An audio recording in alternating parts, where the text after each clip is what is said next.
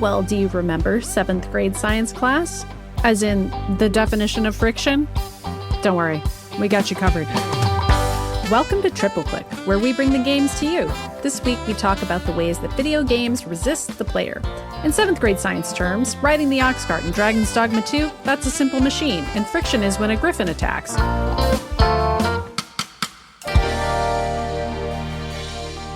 I'm Maddy Myers. I'm Jason Schreier. And I'm Kirk Hamilton, and hello. Hello. Hello. Hello, it's us again. My friends. We made it back. We made it back to this crazy thing we call show. And that show is Triple Click. And we're here again. And how do we make the magic happen? Everyone wants to know, and the answer is available to you at MaximumFun.org/join. The mystery is revealed there for all to see. Mm-hmm. And that is our podcast network, our wonderful worker-owned podcast network. And if you become a member of Maximum Fun, which you can do by going to that very URL that I just said, you get a bonus episode from us every month. You can listen to our most recent one, which is about Final Fantasy VII Rebirth, our reactions to the ending, our theories about all the Final Fantasy VII games, plural. There are plural ones, Crisis Core, all of them. We get into it. It was a fun app. But hey, you wouldn't just get that. You get our entire backlog of monthly bonus episodes. No, monthly bonus episodes. That's what you would get. MaximumFun.org/join. Check it out. But I'm not done talking. I have one more thing to say, and that is we are about to do a live show on the West Coast. This is our first time ever doing a live show on the West Coast. New York City, been there, done that. We're going to go to LA, baby. Saturday, June 8th. Doors open at 6:30 p.m. at the Terragram Ballroom. Mark your calendars for that Saturday night. Get a ticket. There is a link in the show notes to go ahead and get your tickets now. I'm so excited that we're going to have another live show, y'all. I'm really, really pumped. It's been a while. It's going to be great. It's going to be awesome. And should we just talk about Zelda the whole time again? I mean, we might. That is what we did last time because it was almost right after Zelda came out and we brought our Switches on stage and we booted up the game. We told everyone where we were. The crowd loved it. I remember bringing my Switch to that show and my wife being like, why are you bringing your Switch to this live show? And I was like, you'll see. You're going to see. It's going to be great. We have a bit planned. we got a bit. We have a thing. Yeah, well, what's cool about this one is comes during Summer Games Fest, which is the kind of the new E3, the equivalent, I can't believe it's not Keeleys, E3. as they call it. So we're going to all actually go to the campus where like we can play some of the games, and then we're going to talk about them. We'll talk about whatever new stuff is floating around, whatever new announcements. Or we'll just talk about Zelda. Yeah, I was going to say. Or we we'll might just talk about Zelda again. It's possible. Depending. Well, here's the thing. It's like 2 weeks before Elden Ring DLC. Oh, so you're right. I don't think we'll have that yet. No. But we'll be at least we thinking can about fantasize about it. Well, Maybe it'll be at Summer Games Fest. We'll be regretfully traveling and not playing it. I guess it'll work on Steam Decks. So maybe we'll be playing it and not able to talk about it. That would be torturous. It would be. But what are we able to talk about today, Kirk? Today we are going to talk about a little word that's been getting a lot of play lately, and that word is friction. And specifically, we're going to be talking about Dragon's Dogma 2, but we're also going to talk about this concept of friction. So Dragon's Dogma 2 is a new-ish action RPG that Jason and I have both made our Once More thing on recent episodes. I've been playing a ton of it. I played so much of it this past week. I'm really into it. And it's raised a lot of interesting questions, I suppose. It's a provocative game in some ways. It introduces a lot of friction at a lot of various points, which has led to a lot of interesting discussion and analysis of it that really is carrying on from analysis of the first game. And the word friction is a word that has just come up a lot over the last few years. I think it's just a concept that people are growing more familiar with. And so I thought that we could talk about it a little bit on this episode. I wrote a little intro for us about friction that I'm going to read.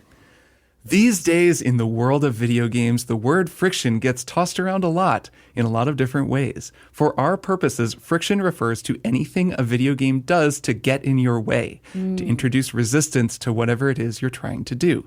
Friction is not the same as difficulty, though difficulty is a type of friction. It's a much broader concept touching each link in the unspooling chain of interactions between your brain, your fingers, and whatever game it is you're playing. The less friction there is, the less the game requires of you in order to play it, until, if you lower the friction slider all the way to 0, you're left with something that asks nothing of you at all. Push the slider all the way in the other direction, and you're left with something cumbersome and impenetrable and eventually, quote, literally unplayable, unquote, in the actual literal way. Sometimes friction is great. Sometimes it can be frustrating and even ruinous. Well-placed frictions can keep you coming back to a game for hundreds of hours. Accidental or incidental frictions can cause you to quit after just a few minutes. But video games have to get in your way. That's kind of their whole thing. So friction is integral to the function of a video game and is directly tied to how games generate meaning as art, or less loftily, why they're fun to play. So that is, I love it. That is my working explanation of what friction is. And now we're going to talk about it some. Okay, great. So I guess, I don't know, what does that spark in the two of you? Let's just start there. We can talk about Dragon's Dogma in a little bit, but I am just curious, as the two of you have been thinking about friction this week, what has come up for you? Yeah, I think immediately of the Souls games because they're kind of the most infamous example of games that resist you and try very hard to push you away. Very frictional games, yes. Yeah, very frictional games. I mean, narrative friction, I think, is one of the more interesting ones. And we all joke about how to understand the story of something like Elden Ring, you have to go watch a 30-minute Maddy video, video on YouTube. But I've also...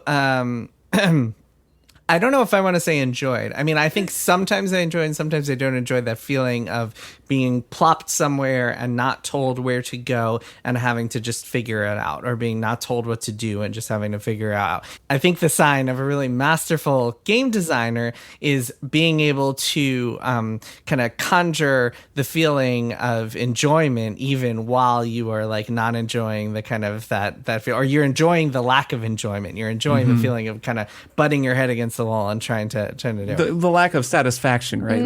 You're being stuck. That's part of it too. The game is frustrating you in a way, but you're enjoying the process. Yeah, or it's not even necessarily being stuck. I mean, sometimes having too many options can also be, I guess it can make you stuck in a different sort of way, that kind of infinite possibilities. Analysis paralysis, as they call it. Yeah. I think that's some part of it too. So as we get into this, let me explain the 3 types of friction that I came up with. Oh, please, taxonomy time. It's a bit of a time. taxonomy. I simplified it as much as I could because I think sometimes these get a little bit complicated. And I think there are 3 primary types of friction that games can introduce that this process, like coming up with these, really helped me understand how I interact with different games. Yeah, I like these. I liked this taxonomy that you wrote down. I think this is pretty good. So and it's pretty simple. I think people will have an easy time keeping track of it. So there's mechanical friction, logistical friction, and informational friction. I think those are like the 3 main types of friction, at least as I'm defining them. Mechanical friction is relating to inputs and interactions. So that's like the actual feeling of playing the game, like complicated button moves or having to like do a counter on a boss in order to beat them. It can be like there's no jump button, so you have to figure out how to get up somewhere, but there isn't just like, it isn't easy for you to do it. All of that kind of stuff, like physical interaction with the game. Essentially, every game has this in some form. Yeah. Unless it's like down to like a QuickTime event or like a visual novel where you're just pressing a button to move forward, which is like the least amount of mechanical friction you could have. Yeah, but you still have to press a button, but that's it. Yeah. You do, right. Otherwise, I mean, if there's literally no mechanical friction, you are watching a movie. Yeah. Well, until they make games where you can control with your thoughts and That's you can true. press the accept button. And here I'll reference Tim Rogers, the wonderful video essayist, writer, game designer, polymath guy, wrote in 2010 Former colleague. Yes, former colleague. this essay in praise of sticky friction for Kotaku that was, for me, reading that, it was the first time I had seen someone really talking about friction. And his article is very much about mechanical friction. And it's a typical Tim Rogers piece where it's like 5 million words. It has 1,000 really smart, interesting ideas. It's a lot to take on, but we'll link it in show notes. It's worth checking out. It's a fun and he talks ride. about sticky friction as a version that he really likes. But there's also like crunchy friction and juicy. And then there's something called swish and Velcro friction and a lot of things that people don't talk about as much anymore. It's a very Tim Rogers taxonomy. It's very complex. Yes. It's not how we would have done it, but it's great. So So that's mechanical friction. Logistical friction is a little different. But it still like relates to how you play the game. And that's kind of like, it relates to planning or the flexibility or inflexibility of the game, the need to prepare and understand how the whole game works. So this is, for example, if the map is an in-game object, it doesn't pause the game when you look at it. Or you can't just upgrade your character wherever you want to. You have to like go to a vendor to change classes. These are a lot of things that Dragon's Dogma 2 does. A lot of people call this quality of life. Yes, and Yep, and it can be, they do. which can then I think feel a little pejorative when that stuff is taken out for a purpose. Right, because exactly. your life is low quality at that point. Right. It's like, well, don't you quality want my life. life to be high quality? Yeah. Like, why would? So, like in Dark Souls, when you die, you lose experience points, Correct, and so yeah. then you have to like plan your travel and plan like what you're going to do really carefully. Or like when you get poisoned in Dark Soul, it's a status effect. And Dragon's Dogma has a kind of similar situation where if you die a lot, you have a status effect that is impinging on your health bar, and that is like not semi-permanent. There are ways you can fix it, but I would describe that as logistical because you have to kind of walk around and figure out how to fix it in order to get rid of that. The loss gauge, I think it's called in Dragon's Dogma 2. Right. Yeah. There are a lot of different like effects that you can have happen Yep, to you. yep. So these are things that aren't related to direct input, but are Correct. related to sort of understanding the game world and how you play through it. And then the third one is informational friction. That relates to what the game does and doesn't tell you. And that can be everything from what you're supposed to do next. Like you had to just overhear this guy talking about some castle to understand that you're supposed to go there, or the story, like you have no idea who this character is unless you went and read a certain item description or something. You can have, I don't know, just even like conceptual, like there are mechanics in the game. Oh, actually Dragon's Dogma has an example of this. There's the Dragon's Blight, which is the thing that can infect your pawn and cause ruinous consequences in your game if you're not paying attention to the many, many times that your pawns repeat the story of it and how to look for it and what the symptoms are. And why would you ever tune out on your pawns? It's not like they repeat themselves ever. Right. They repeat this one a lot. And once you realize that the game is trying to communicate that, it's easy to pick it up. But there is no like past the first one. Like it's not going to regularly tell you about this mechanic. It's a little bit secret. And there are much more deeply hidden mechanics in that game as well that aren't quite as impactful in the game. So informational friction sort of makes sense. You can imagine what it means. Hidden systems, hidden quest objectives, the story is obfuscated. You have to do some work in your head to figure it out. So those are the three kind of frictions. Sometimes it's worth noting that that like a game will use these kinds of frictions just for some aspects, for some stories. Yep. A game might have like most of its side quests kind of like sign pointed, but then one you find that actually requires you to think about things and go hunt for it. And that I think is kind of, so there's always a spectrum of different types of friction and how they're applied in a game. Right. It's not necessarily central to the way the game was designed. And that can then make a thing like that feel really special, right? Mostly the game is telling you the story and it's very clear. Then you realize there's like a little environmental story that's just being told in this one room that you could have missed. But because you took the time to slow down and look at it and engage with it and think it through, you actually come away with this more meaningful experience. That's always fun, like when in Destiny, when suddenly all the diegetic like dialogue disappears when you go into a raid, and it's just like completely different type of thing, like the level of friction, like really the quest objectives just disappear, and you're essentially like the game is like figure this out on your own, and adds a new level of friction that wasn't there before. Yeah, and soon you're like looking at enemy type descriptions and boss names, and then putting together this whole complex lore picture based on, just the name of like the Chronovore or whatever boss like each time. Yeah, which is a fun way to do it. I always enjoy that when a game kind of subverts your expectations by doing something like that.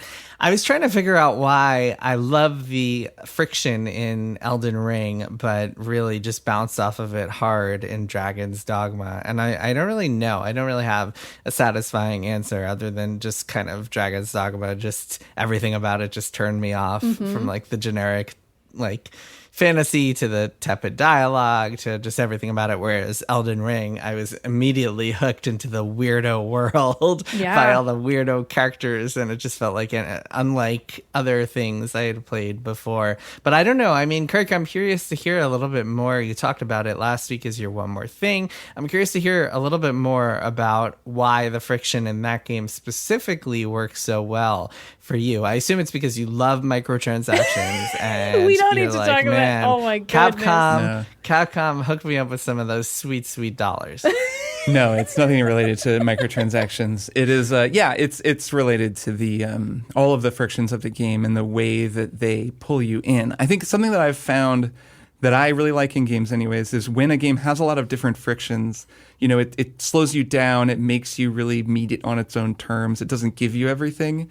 As a result, I feel like I climb inside of it the more I play it. And I do have to climb and dig and kind of burrow and get in there where I'm like figuring out how the party works and how combat works and how to fight enemies and how to level up my character and what I need to prepare for and what I don't need to worry about. And slowly I learn and I kind of navigate all of the frictions, the logistical friction, the informational friction, the mechanical friction, all of them until I've kind of mastered it. And at that point, I'm like, this is my hole. It was made specifically for me. I'm like deep inside the game and I'm in love with it. And it like, you know, I have become one with the game, which is something that I've definitely found with this game. And I've also found with games like Souls games, Elden Ring, Death Stranding's a great example of a game full of frictions that's very, very engrossing once you get into it. That Jason also did not care for, famously, yeah.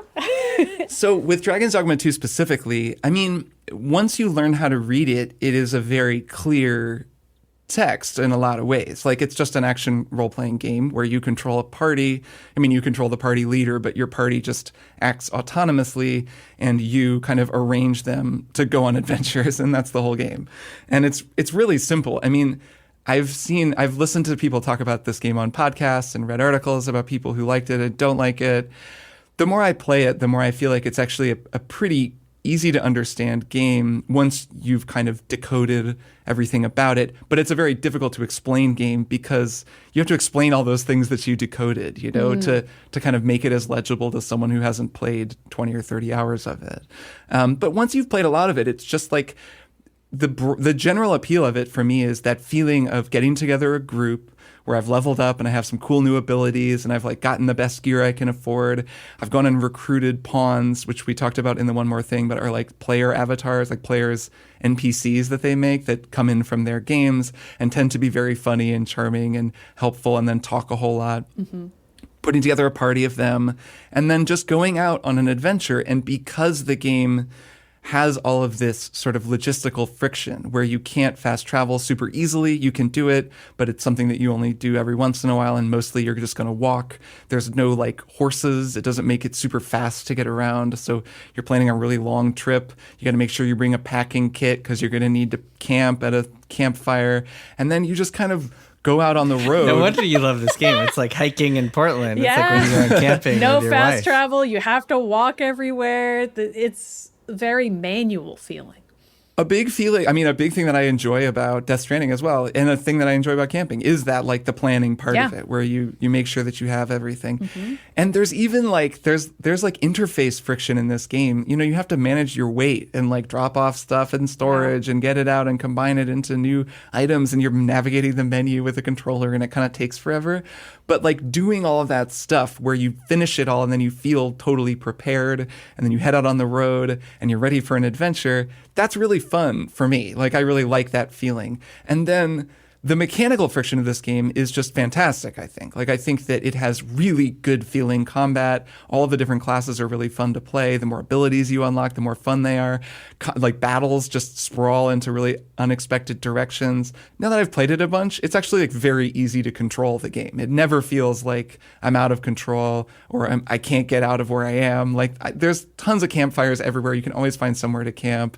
Like when it's night, you're not going to get chased by a boss across the whole map. If you see a dragon, you can just run past it and it like won't follow you very far. So you've mastered the friction. It's no longer frictional for you. Exactly. Like a lot of the things that seemed like overwhelming or intimidating really are actually like pretty easy to understand once you play more. But the process of mastering that was very fun. But is that less appealing for you now that you get it? Like, is the game less interesting? I think that it will lose a little bit of the appeal once I get past, like once I've mastered every type of friction that it has. Once you've gone sicko mode on Dragon's Dogma 2, if you will. Right. Once I'm like I've fully mastered it. Once you see the matrix code. So there are still frictions in the game. Like there's still informational friction. There's a lot of that in the game where there are little things where it doesn't tell you how to do something, or it doesn't tell you what the branches of the story might be. There's a really cool Sphinx puzzle. There's like this sphinx you can find. And I won't say too much in case people are looking for it, but it's really cool. It's its own little quest where this big, amazing looking sphinx gives you riddles. And because this game is always auto-saving and makes it very difficult to like save and back up your save, you can do it, but you have to stay at an inn, and it's kind of hard to get to inns because of travel. So it's very easy to wind up in a situation where the Sphinx is asking you a riddle and you're like, well, I guess I'm just going to try to answer it. And if I get it wrong, then it's going to save right after I got it wrong. And that's too bad. And I really like that about this game too, that it forces you to just go with whatever's happening and, you know, damn the consequences. It totally resists save scumming or any kind of manipulation, which then puts me in the moment. So I don't know. There are still a lot of things like that in the game.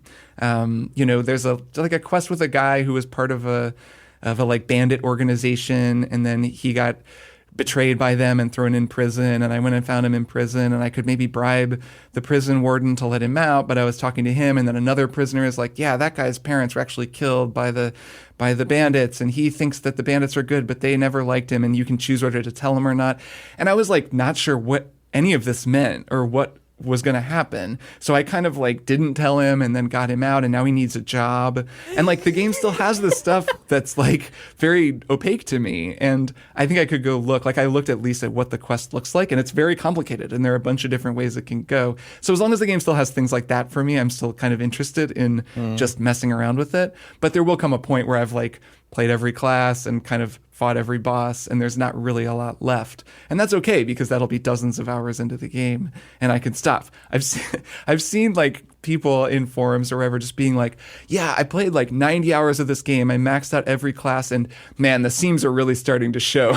Like I'm really running out on it. And I kind of really feel like boring now. I'm going to give it a low rating on Steam. Like, right. You have mastered every friction the game has to offer. You've completely like gotten your head around it, and yeah, all right, maybe now it's time to go play something else. That's good. I mean, that's how I feel about Balatro. I know, that's the comparison. Where I went full sicko mode, because there's only one way to truly win, and then once you get that, you're just kind of like, well, the magic is kind of gone now. Yeah, Balatro is a really interesting one, and I was thinking about it a lot while contemplating these types of friction, because Balatro is a very frictionless game to play in a lot of ways. It has like very specific frictions, right? It's like informational friction. Like you are not totally sure what cards you're going to get, what jokers you're going to get, and what's going to be possible. But even there, it's like, I think, Jason, you said earlier that one type of informational friction is like there's so much information. Like there are so many possibilities. In this case, that's definitely true.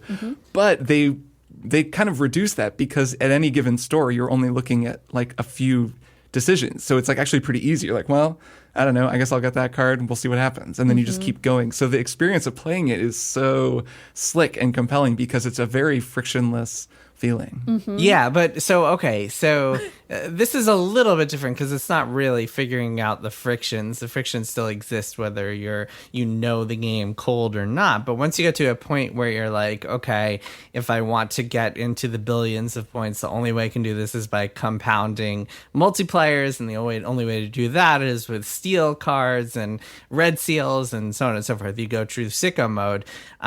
It makes the game less charming, because you figure it out, just kind of the secret sauce, and it's just it's not as interesting to pursue those other broken combinations, because you know they're not as broken. And I think that is part of that is kind of like when that friction is no longer there for you, in a different way than Dragon's Dogma, or a kind of more tactile game, in a more kind of I don't know, in a more like cerebral way. You're kind of realizing that, okay, none of this is actually broken. This is the true broken build that I can do, and nothing else really matters. Yeah, at that point, I think it's friction free.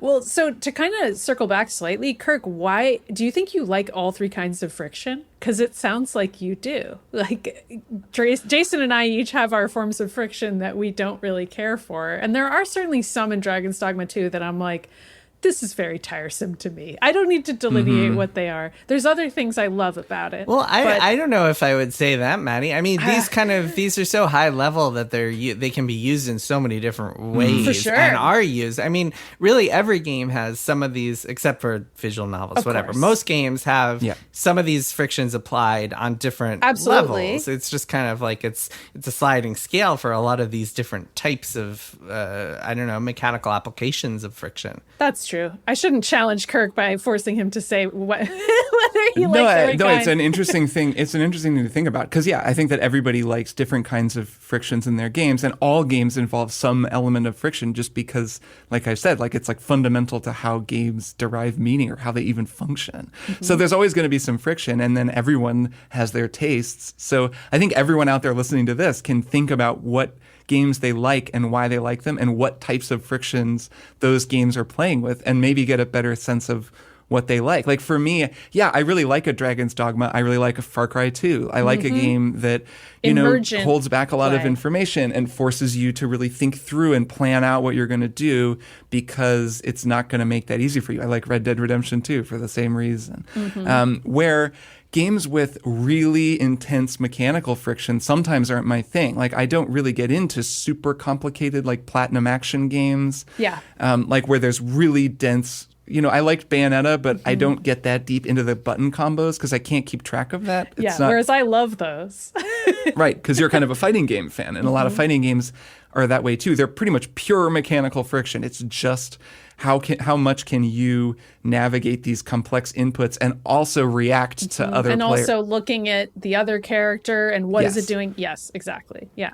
And so like I think a lot of games introduce especially now, like a lot of action Souls influenced games introduce frictions that are really cool and kind of new. I think the move toward countering in games is an interesting one. I've been playing a little bit of Rise of the Ronin, and then of course loved Lies of P. And those are both games, Rise of the Ronin made by Team Ninja who make Neo.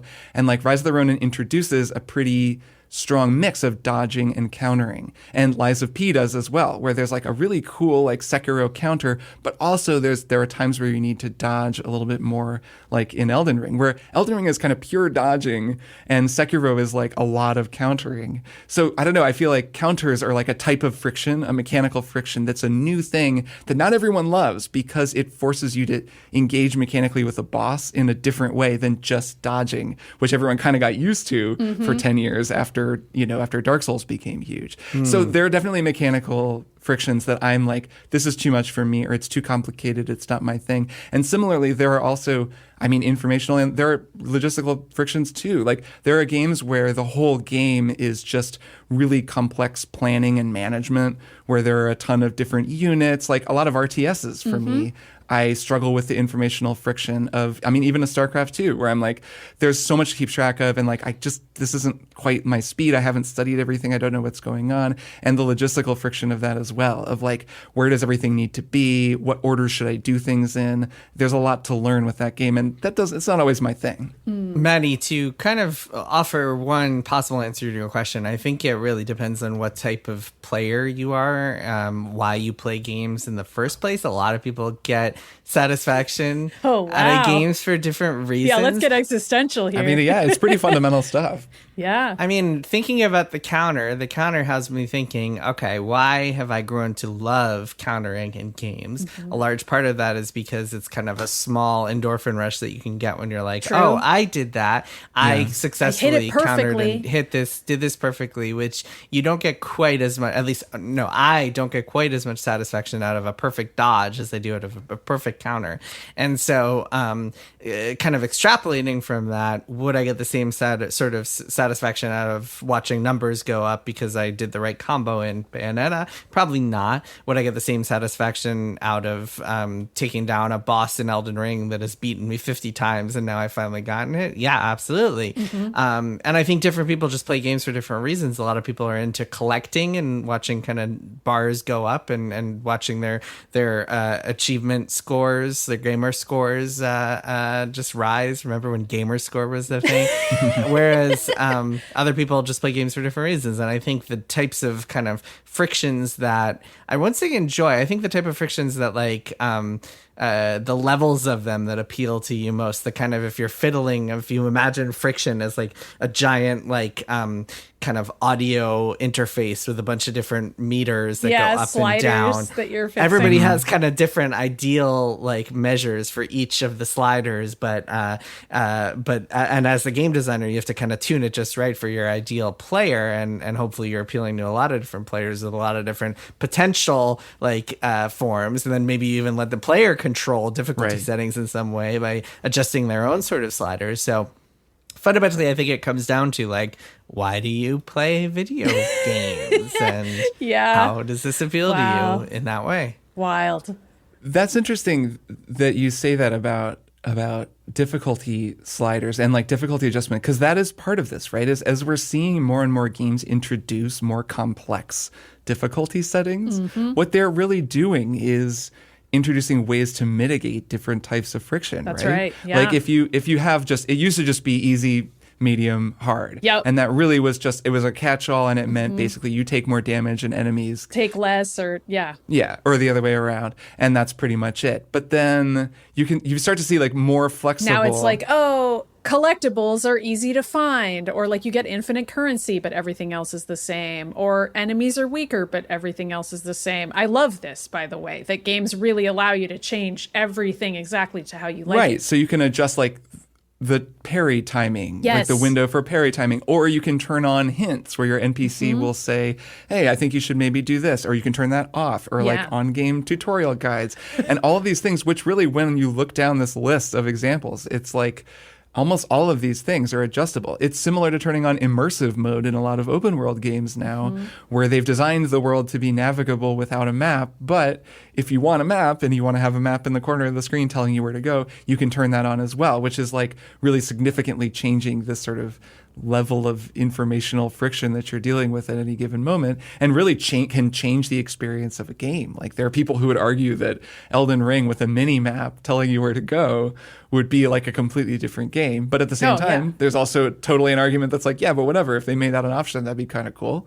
And I can kind of see that both ways. Yeah, a mini map would affect Elden Ring less than like boss difficulty settings. That I think would have a way bigger impact on that game. But yeah, that's kind of the eternal debate that we've seen forever, is difficulty modes. It's a parallel discussion, right, about difficulty. Yeah, well, because it raises a lot of interesting questions about like, if you as a player have the option of reducing the friction, are you just kind of ruining the experience for yourself? And is it as still a designer, even fun should I for be you? able to say, right? And also, like, can you take that? How far can you take that? Can I make it so I'm invincible the entire time and I can't? There's no way to lose this game. And a lot of games say yes, absolutely, you can do that because it's part of the fun. I think it fundamentally depends what the game is trying to do. If it's a game, I think Baldur's Gate 3 is a really good example of this. Baldur's Gate 3 is a game that has a ton of those sliders and a ton of those options in its difficulty setting. You can go to like custom and you can pick all these different things of like, okay,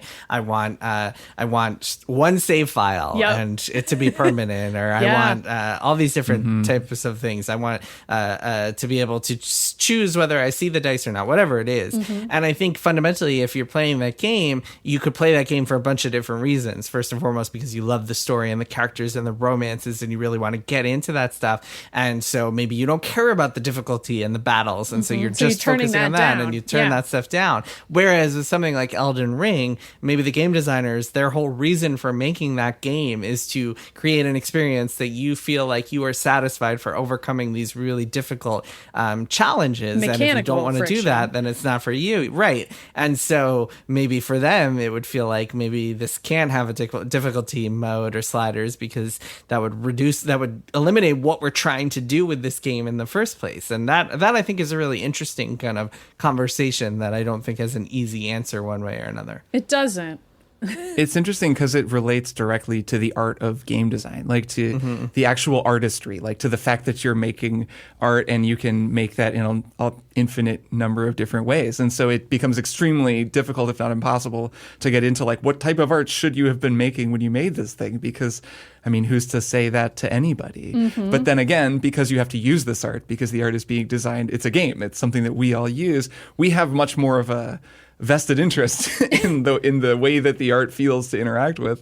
So then we wind up feeling like much more opinionated and have a lot, because like, of course we are, like, we're playing the game. Like we would have a reason to feel this way about interacting with it. Dragon's Dogma is totally this way. I mean, that game is very specific. Like it is definitely the result of a vision, and everything in it is supporting that vision. And if you started removing those things, it would really change what it is. And I respect the game's desire to just like be the thing that it is. I mean, this has clearly been the vision ever since the first game more than 10 years ago. And that's just what they're doing, very similar to what Souls games are doing in that way. Although it's funny to compare them because, I mean, they're really nothing alike. And I almost feel like the fact that Dragon's Dogma 2 looks a little like a Souls game, like if you watch a trailer for it, works against it. Because actually the experience of playing it is so different. Like even the experience of fighting. I agree with you, Kirk. I actually really enjoy the combat. It's sloppy. Yeah, it's weird. You're constantly just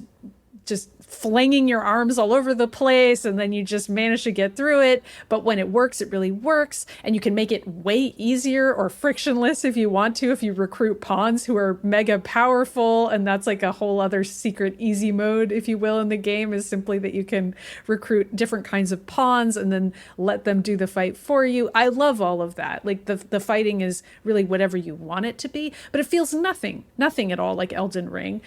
People have talked a lot about how there's no lock-on mechanic. I think we at least mentioned that in our show. That alone is like, okay, so you're going to be kind of flinging yourself around a bit and just eyeballing a goblin and being like, I think this is going to connect. Okay, great, it did. I'm going to try to continue a through line. You're not connecting combos Bayonetta style at all. Like, just the mechanical feel of it is so different from other kinds of friction that I think just everyone's colloquially familiar with. Like when we think about a difficult game, I think a lot of us, and myself included, are like, oh, okay, so a mechanically difficult game. It's going to need precise timing. It's going to have parry windows. That's not what makes Dragon's Dogma 2 difficult. And that, I think, alone is so surprising that it makes people confused, because they're like, what? That's not what's hard it's about really... this? Now that I've played a whole lot of it, like I just mop every encounter with regular enemies, like with just people like bandits or goblins. And they're fun because you just get to run around and blow stuff up, and it's very chaotic. And then it's really all about the big monster fights, which to me feel much more like Monster Hunter. And they have that same really rambunctious feeling as a Monster Hunter fight. Monster Hunter is a little more precise. There's, it's just like there's more, there's a lot of logistical friction in Monster Hunter. Monster Hunter is actually a really interesting series to think about the frictions, because there are all kinds of friction in that game, and that's a big part of what makes it so fun. That is definitely like a me-shaped hole that I've crawled into the more I've played Monster Hunter. It's funny how often you keep saying that. That is a reference to a terrifying horror manga, and at the end, Kirk will crawl into the game and die, and we will never see him again. Yes. But it's a perfect analogy. Keep using it. Memes decontextualize from their original meaning and become something separate. We don't have time to explain memes on this perfect. episode. Keep going. You crawl into the game, and then you're inside of it, and that very much happens in Monster Hunter. And these fights really feel like Monster Hunter in that same chaotic way. But then again, like the sticky friction, to bring it back to Tim Rogers, is fantastic. I mean, I played a lot as a Mystic Spearhand, which is like maybe the best class in the game. It has this like move where you activate the move and your character like flies across the map with their like two-handed Darth Maul glaive like held out.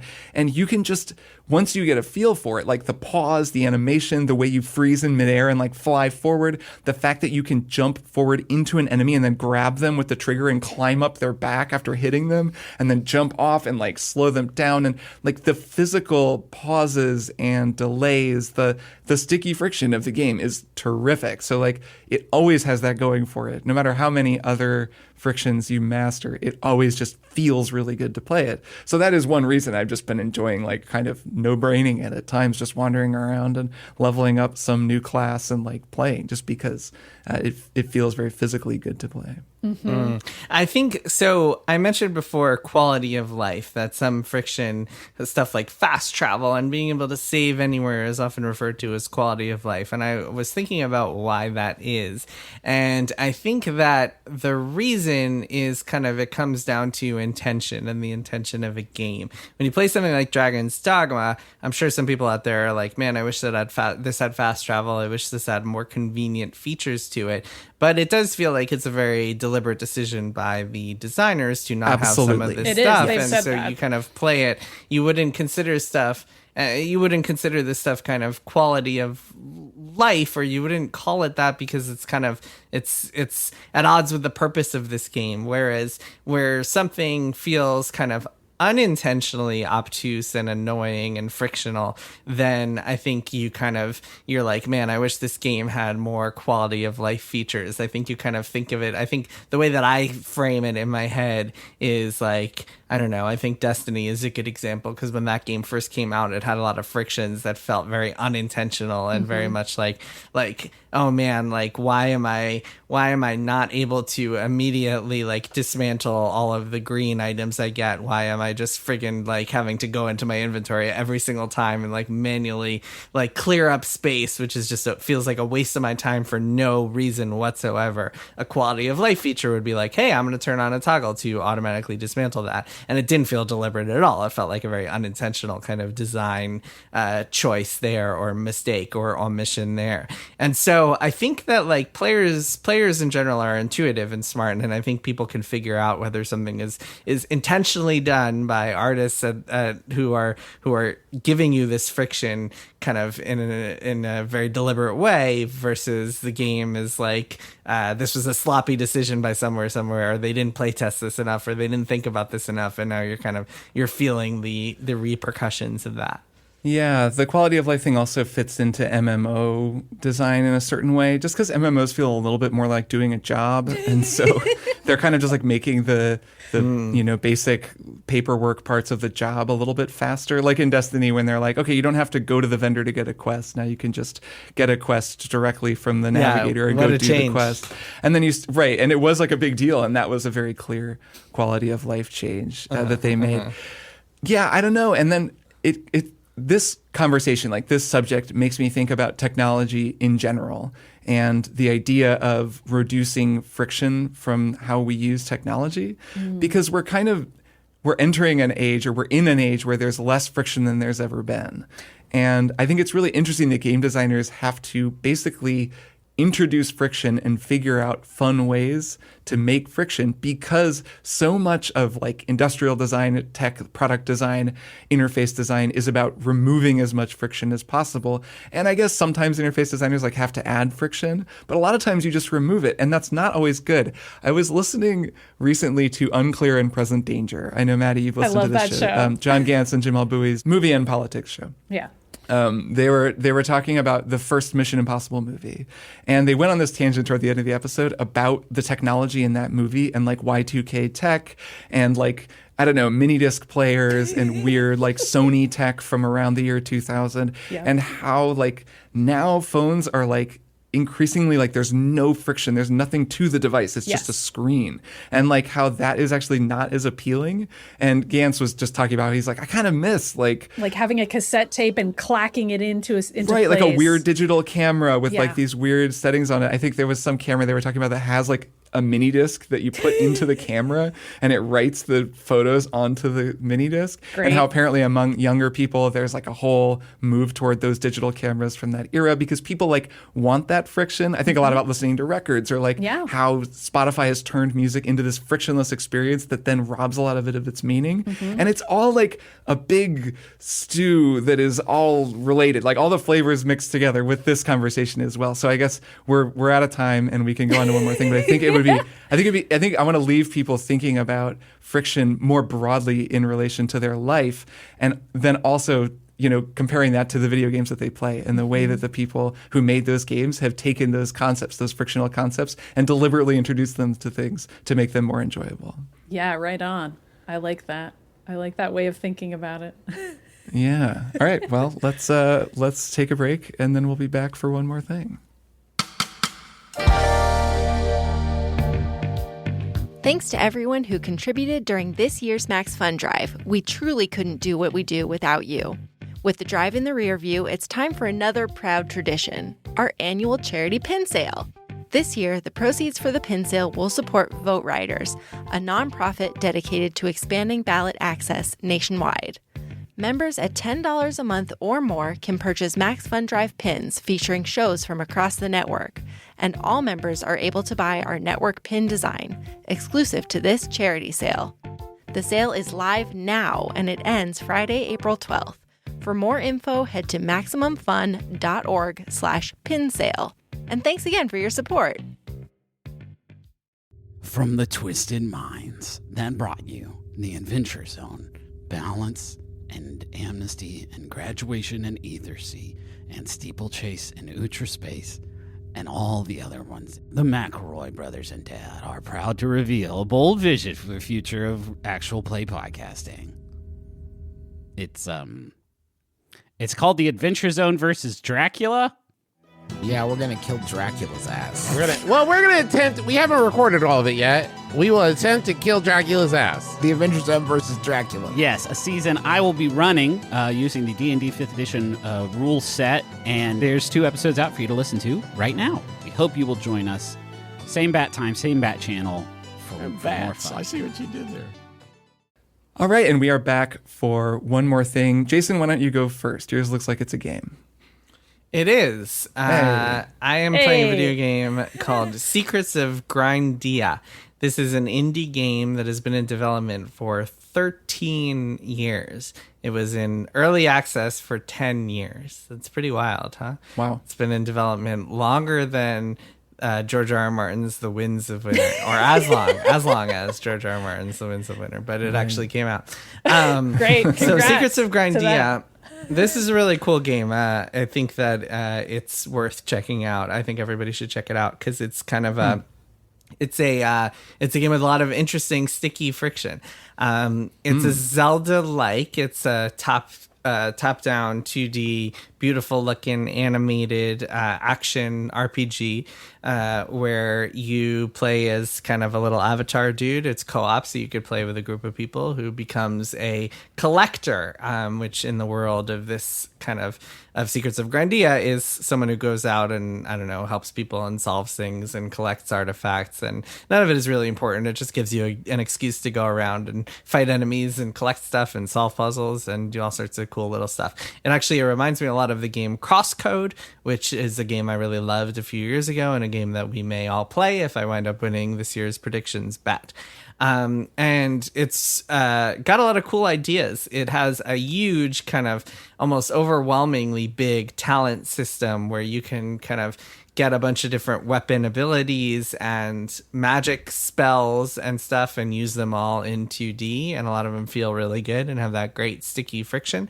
It's got a lot of really cool, fun block puzzles and other kind of interesting mechanics. It's got some real cool bosses that are big and bad and kind of throw bullet hell at you, and you have to dodge and attack and figure out the best way to beat them, Zelda style. It's kind of, if you think of like a Zelda game with way more mechanics and way higher difficulty, like a much more challenging kind of experience in general, that is what you have here in a lot of ways. And yeah, I'm just really enjoying it. The music is really cool. The aesthetics are really cool. Feels really good to play.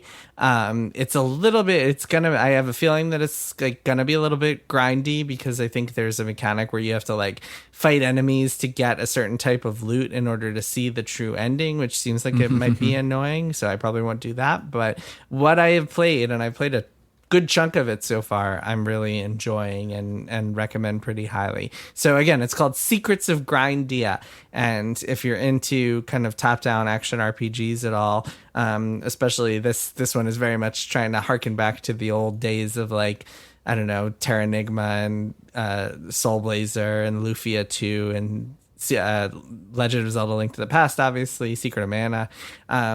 Then I think you will really enjoy this game. So check it out, Secrets of Grindea. And the co-op part is cool too. There's also like, I think there's an entire mode attached called arcade mode that basically turns it into a roguelike. So there's a whole nother game inside of this game. And yeah, I am really enjoying it. So Y'all should go play it. You two should go play it too. It's cool. This looks great. I'm looking at it. I'll put this on my Steam Deck for the trip I've got coming up. Yes, I've been playing entirely on my Steam Deck because it's a good one to play in bed while watching TV. Yeah, it looks like a perfect Steam Deck game. Nice. All right, yeah, I'll play that. Maddy, what is your one more thing? My one more thing is a movie called The Holdovers that I am watching extremely belatedly because this is a Christmas movie, and I probably should have watched it during Christmas. It would have really fit the vibe back then, but turns out you can watch Christmas movies whenever you want to, so that's what we did. I really recommend this one. I had no idea it was such a Massachusetts movie heading into it. It's Paul Giamatti stars as a professor at a boys' school that is a fictional school, but it's filmed at Deerfield Academy, which is in Western Mass, near where my wife grew up. So we started watching the movie. She was like, "Oh, this looks like just like Deerfield Academy," and then Googles it. She's like, "It's at Deerfield Academy. This whole movie's set at Deerfield Academy." So Paul Giamatti, I love him on Billions, and he plays a similar curmudgeonly academic type on this. He's a teacher who everybody hates because he's too strict. And then there's this boy, Angus Tully, who's played by Dominic Sessa, this is his first time being in any movie, and he's incredibly good. And the two of them kind of form a relationship over the holidays because Angus gets stuck staying over, being a holdover at the school during Christmas break, which is like the worst case scenario for a teenager, as we all know. And it's poignant and really good. But I also wanted to shout out this Vanity Fair article I read called How the Holdovers Pulled Off Paul Giamatti's Lazy Eye. The first day of shooting, this is an anecdote at the top of the article, the script supervisor apparently said, "I didn't know Paul Giamatti had a bad eye," because the designers had done such an incredibly good job on the lens that they created for him that everyone on set was like, "Oh my God, Paul Giamatti has this? We didn't know this." And then Zach Rips is apparently the name of the guy who designed the eye. And then he ended up having to design a second eye because Alexander Payne, who directed this, wanted it to be a different eye depending on the scene so that you would just always not be sure. Because you can actually have this problem in both eyes. Like in Young Frankenstein, kind where of, his hump changes. And all of the kids make fun of him for this, and they're always like, "Oh, we don't know which eye to look at." And that's sort of a theme of Paul Giamatti's character, is that nobody wants to look him in the eye because they're so intimidated by him, but also he's sort of this put upon person who inside has a lot of anxieties and insecurities about how he looks and how he's perceived. And so that's kind of the theme throughout. But also I appreciated knowing that fact because it was making me feel unmoored from reality watching the film because I was like, it's his left eye. No, it's his right eye. I don't know what's going on right funny. now. So Wow. Alexander Payne is definitely trying to make you feel a little unmoored from reality watching this movie. But yeah, really recommend it if you like a poignant Christmas movie. It's really good. Also, Divine Joy Randolph is a side character in it, and she won the Supporting Actress Oscar for it. She's really, really good in it. Nice. Recommend. The Holdovers is what it's called. We watched it on Peacock. Did Giamatti win or no? I don't think... Oppenheimer won. No. Yeah, I no, don't Cillian think so. Murphy won. Cillian Murphy won. Okay. Giamatti never wins anything. I don't know. I don't know why. Poor Paul. Always a should. bridesmaid. Always a bridesmaid. Yeah, a great actor though. Nice. Yeah, I'll watch It that was at some point. fantastic. Underrated role is him in Man on the Moon, the Andy Kaufman movie. Oh, He was I've fantastic always in it. wanted to watch that. I didn't know he was in it's That's that. a great good movie. movie. Yeah, I'll That's check it out. where Jim Carrey plays Andy Yes, Kaufman. yeah. I saw that a long time Yes, ago. and Paul Giamatti plays his buddy, his assistant. Interesting. Wow. Wow. I think I didn't really know who Paul Giamatti was when I saw that movie. I saw when it first came out and haven't seen it since. I should watch that again. Cool. What's his name? Bob Zamata? I think that's his name. All right, well, that just leaves me. My one more thing is a show that I've been watching on Netflix that originally aired on Peacock and is absolutely hilarious. And I think everyone should watch it. I want to watch this. This is on my to-do list. Yeah, it's good. You will laugh and laugh and laugh. Jason, you would love it as well. It is called Girls 5 Eva. Yeah, I've watched some of it. My wife loves it. So Girls 5 Eva is a show that originally aired on Peacock, I think in 2020, 2021, a couple of years ago. And then I don't know if it got canceled or if it got bought by Netflix, but Netflix now owns it and has produced a third season of the show. This is a sitcom, 30-minute sitcom, very much in the mold of 30 Rock and Unbreakable Kimmy Schmidt. It's created by Meredith Scardino, who is a writer on Kimmy Schmidt. It's produced by Robert Carlock and Tina Fey of 30 Rock and Kimmy Schmidt. It's like in that lineage. The music is by Jeff Richmond, or a lot of the music, the Tina Fey's husband, and the, of course, incredible composer of 30 Rock, who like wrote all those songs from 30 Rock. Yeah. Werewolf Bar Mitzvah, Muffin Tops. All those earworms. Etc. Yeah. So this show is so funny. I love it. Emily loves it. We watch it every night and we laugh and laugh. It is about a group of women who are now middle-aged women who in the early 2000s were in a girl group called Girls Five Eva. They're played by Sarah Bareilles, Busy Phillips, Paula Pell, and Renee Elise Goldsberry. So I'm most familiar with, I guess I'm familiar with all of them. Paula Pell was a writer, I think, mostly before this, but she is hilarious. Sarah Bareilles, I know from like the Sing Off, the acapella group show that she judged, but she was a singer-songwriter. And also like being a real musician. Yeah. She had a hit, that I'm Not Gonna Write You a Love Song, and she was in Waitress on Broadway, so she's like a great singer and musician. Renee Elise Goldsberry, of course, was the subject of an episode of Strong Songs. She played Angelica Schuyler in Hamilton, but she's been in everything. I mean, she's been around for so long. She's like an actor in lots of shows that I've watched, a Bananas singer. She's like one of the most like talented people alive, and her character on the show is very funny because she's like a version of Renee Elise Goldsberry that's just dialed up maybe 20%, because I feel like she's probably a lot in real life, even like the actual person, because she's just like so talented. She's like beautiful and can sing and like do everything, and like she's very, very funny. I mean, her singing, you're underplaying, like she steals Hamilton. It's kind of she's like so good she's at like I did make a whole episode about the song. Yes, it is the absolute showstopper. No, I know you know this. You're just underplaying it a little bit here. Yes, she walks away with the whole musical, which is like an incredible musical, but her performance is like completely out of control. And then Busy Phillips, who I know from like, I mean, way back in the day on Freaks and Geeks, but she's been in a lot of stuff. So they're all hilarious. And it's funny that it's a little bit like Yellow Jackets in that it's this group of women who are remembering when they were young, but of course it's a comedy.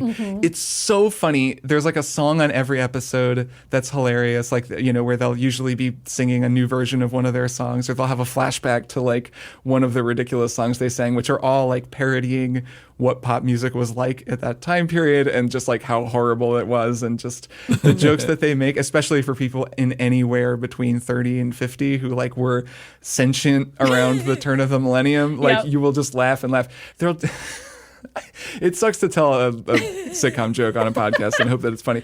But on a recent episode that we watched, we're in season 2, and Renee Elise Goldsberry's character, Wiki, is on her phone, and she's like, yes, I got into Raya. And then Sarah Bareilles' husband is like, you know, I couldn't because the dragon had hair and there was no singing. And then they just keep going. And I was like, it took me a second. It's like the jokes are all like that. I'm like, oh yeah, Raya, that's like the dating app for famous people. And then he's talking about Raya, the Last Dragon, the Disney movie. It's a very 30 Rock kind of a joke almost. So anyways, it's like that kind of humor where it's like happening so fast that you're laughing and you're missing the next joke. It's very, very funny. I honestly it's just a total crowd pleaser. It's got everything. I can't believe I didn't watch it. It's all about writing songs and like the ridiculousness of that and the music industry. Yeah, I can't believe I haven't watched it yet either, because I'm such a fan of Pop Star Never Stop Stopping, which is Andy Samberg's like sort of 2000s pop parody movie, and I've watched that multiple times because I find it so hilarious. And this feels like very much in the same vein. It is exactly like that. Yes, like you will love it. It is like the easiest show to recommend. Pop Star soundtrack is regularly in my rotation. It's a great soundtrack. Man, yeah, it's a great soundtrack. Kirk, your next sitcom after this, and Maddy, both of you need to watch Happy Endings, because you want you want a sitcom that's like a joke a mile per minute, like that's and famous kind of for it, like kind of a genre defining show that I've never seen but heard a lot about. You guys both need to watch that. I'm gonna remember this the next time you give me crap about talking about more than one thing during One More Thing.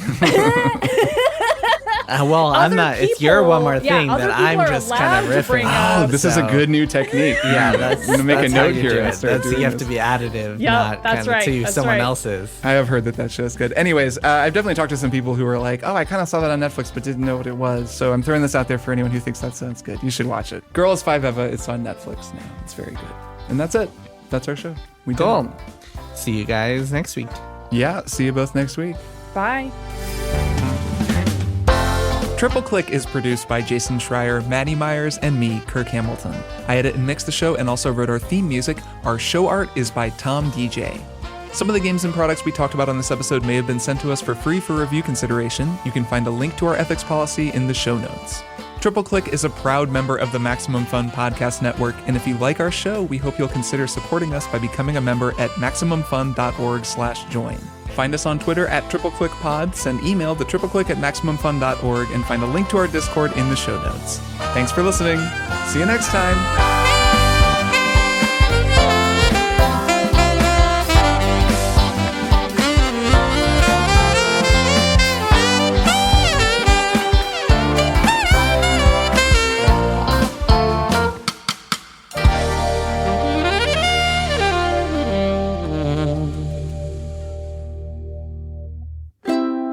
Maximum Fun, a worker-owned network of artist-owned shows. Supported directly by you.